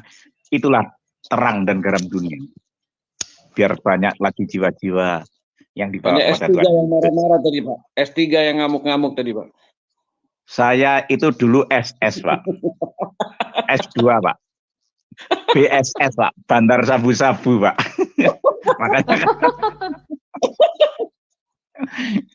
Makanya tadi masuk sini Ustadz semua kalau saya itu BSS, Pak. Bandar Sabu-Sabu. Penjahat. Jadi biar saya nemenin Pak Amin sama-sama penjahat, dilarang saling keluar. Makanya begitu beliau mau keluar, saya masuk. Saya temenin aja. Cuman salam aja semuanya. Saya malam hari ini terberkati sekali. Ya, maju terus Bu Sofia. Itu Mas Dian.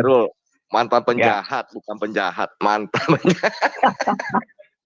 Kemarin puji Tuhan, itu nanti saya kasih nomor telepon lagi. Kemarin ada di Bandung, saya kemarin di Bandung, di Puncak kan, ada 3 jiwa yang sudah terima Yesus. Nanti saya kasih nomor teleponnya. Enggak kontak saya Pak Khairul gitu. Ini kalau Kokak nanti saya itu ya nomor WA-nya nanti kalau misalnya itu nanti juga bisa saya ke Bandung, saya bawa ke murtadin di sana gitu. Saya jadi kan kemarin saudara banyak yang bisa bantu. 3 hari. Saya di Bogor, di Bandung 3 hari. Terus saya diam-diam mau cari kolam di mana gitu. Terus dapat kolam, teman punya hotel itu, kolamnya boleh dipakai, akhirnya saya mandikan di sana. Yaitu butuh pendampingan, butuh pengajaran. Minta tolong nanti yang di Bandung ya. Iya, boleh. Iya, yang penting pemuritannya ini ya, Pak. Iya, pemuritan. Pak Yusuf harusnya bikin satu komunitas untuk kita bisa saling membantu antara para murtadin karena kita juga punya jaringan sebenarnya. Ya Pak Khairul di Bandung udah ada kolam? Sudah ada kemarin itu pinjam kolam baptisan. Enggak, soalnya kan ada rupanya kan kemarin saya juga ke Bandung kan 4 hari akhirnya banyak bertemu teman juga ya itu ya para murtadin juga dan ada juga ini yang dari luar kota, cuman saya kan nggak mau sebut daerah mana, Jawa lah gitu yang mau dicelup juga gitu. Jadi mereka bawa ke sini aja Pak Amin, kita sediakan semua tempatnya katanya. Kemarin saya kebingungan.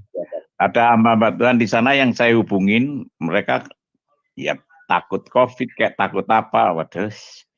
Untung saya dulu jadi penjahat, nggak pernah takut apa-apa ya. Iya. Cari timnya itu gimana? Akhirnya saya telepon dibukakan Tuhan, ya temen, ini temen dari Full Gospel, terus buka. Pak, di tempat kami Pak, boleh? Oh iya. Begitu, ya itu nanti titip yang di Bandung. Sekarang saya ada di Jogja. Jadi terus tinggal di kontak aja lah kalau yang di Bandung, nanti saya usahakan itu Pak Khairul sama Pak Yusuf, katanya tuh Pak Yusuf Manubulu tolong Pak Takokak ya rekeningnya di-share katanya tuh di chat. Oh iya, boleh nanti kita share ya teman-teman, tolong didukung ya Mbak Takokak, karena beliau saat ini dalam kondisi yang membutuhkan dukungan, di mana harus cari cari tempat kontrakan karena diusir dari tempat tinggal yang ada, karena lingkungan tidak bisa menerima kalau Mbak Takokak ini percaya Tuhan Yesus ya. Jadi tolong teman-teman yang diberkati silakan dukung ya orang seperti Pak Helia Jupri atau Mbak Takokak. Dan beliau sekarang ini, saya perlu kasih informasi, beliau sekarang sedang memuridkan 200 orang ya, 200 orang yang sekarang ini sudah percaya Tuhan Yesus ya. Amin. Jadi luar biasa ini Mbak Takokak punya pelayanan. Dia baru terima Tuhan Yesus tapi pelayanannya sudah luar biasa. Amin. Ya, Pak Takokak gitu nanti tinggal kontak apa saya ke Bandung juga, Pak Khairul juga nggak keberatan lah kalau ke Bandung juga lah. Ya, nanti siap. Itu Pak Pak Helia ya. Ya, nanti telepon aja. Soalnya tanggal 29, tanggal 29 saya memberikan pengajaran terhadap mereka, mungkin yang murid-murid saya yang percaya akan memberikan saya pengajaran mulai dari digiring mulai dari ayat-ayat Al-Quran nanti ke Bible nanti. Tanggal 29 hari Minggu. Tanggal 29. Ya. Ini sekarang saya baru pulang dari Bandung, ini sekarang saya ada di Jogja. Waduh, nggak keburu Pak ya, sebentar lagi di tanggal 29. Iya, saya balik tadi malam dari Bandung. Ya balik lagi aja dari Jogja ke Bandung. Ini, begini. Kebanyakan sih orang-orang tua Pak ya. Pak Amin, Pak Elia, dan itu Ibu Sofi, ayo kita bergandengan tangan semua, kita tidak perlu debat, kita harus mengedukasikan kepada setiap penonton, supaya kita ini benar-benar jadi terang dan garam, supaya kasih Kristus itu tercermin dalam diri kita. Ya toh? Memang kadang-kadang itu, kita ini ada rasa, kalau debat itu, nah makanya begini, kalau saya diajak debat, saya itu ngomong gini, ayo tak baptis dulu biar kita nggak debat, iya toh? Kalau dibaptis dia ngerti, nanti dibukakan ngerti. Saya juga udah kalau debat saya malas kok Pak. Kalau dikasih timer gitu saya paling malas. Kalau mau kamu dialog, saya tanya, kamu boleh tanya tentang Alkitab, saya akan jawab. Ya, jadi kita dialog. Nggak usah pakai timer terus begini. Itu saya juga udah males sekali. Sebenarnya kalau saya sih selalu mengedukasi Pak. Saya nggak suka debat, kenapa? Karena saya mesti tunjukin screen. Saya nggak suka cuman ngomong begini, nggak suka. Saya mesti, kalau hadisnya mana, kalau Quran ayatnya mana, gitu loh. Datanya mana, gitu loh. Itu kalau saya ya. Makanya saya nggak sebenarnya selalu mengedukasi Pak. Cuman kadang tuh jengkelnya begini Pak, ngeles. Bohong. Saya tuh paling nggak bisa denger orang bohong Pak Khairul. Itu kupingnya gatel gitu. Udah jelas-jelas ditunjukin dia itu bisa itu iya. Jadi bikin saya tuh iya gitu loh Pak. Air bah. Tuh. Iya Bu. Itu sebenarnya kalau saya udah dijelasin itu udah kita sampai diuji. Iya betul. Dua roh kita ya. Iya bisa kayak bulat kayak ular begitu, bisa kemana-mana. Itu aduh dari paling kayak gitu saya mendingan keluar daripada saya begitu jengkel. Kalau saya ya itu pokoknya kalau saya udah dengar orang bulat begitu ya, udah nggak mau dengar kebenaran gitu, padahal udah ditunjukin dengan jelas ya gimana lagi gitu. Orang tadi di bawah. Tuh Bu Sofi, teman-teman banyak itu banyak yang minta nomor rekeningnya Pak Takokak itu tuh. Teman-teman sebentar ya Pak Helia tolong dikasih Pak bagi teman-teman yang mau bantu, nanti kami juga akan coba bantu Pak, kami juga punya jaringan di Bandung. Sebentar ya, itu banyak yang bertanya di live chat, nomor rekeningnya Pak Helia atau Mbak Takokak itu kami sudah taruh di layar deskripsi, jadi Anda keluar dulu yang bertanya, keluar dulu baru masuk lagi ke YouTube ya, supaya Anda bisa lihat ada di layar deskripsi ya. Jadi bisa memberikan dukungan kepada Mbak Takokak. Teman-teman dukung ya teman-teman kita. Ya, thank you Pak Yusuf. Pak Dian? Bisa dengar saya, Pak Dian? Oke, Sobat Waras ya, saya kira begitu aja videonya supaya jangan kepanjangan, dan karena kita ini sebentar lagi ada rencana live ya di Afghanistan itu teman ya, di Afghanistan wanita Afghanistan ungkap anggota Taliban bersetubuh dengan mayat, mereka memperkosanya. Wah, ajaran apa ini ya? Ini kita akan bongkar, kita akan live setelah ini teman-teman ya. Jangan lupa untuk tetap stay di Pavel 88 channel dan channel-channel yang bersangkutan. Salam waras, Tuhan memberkati, salam.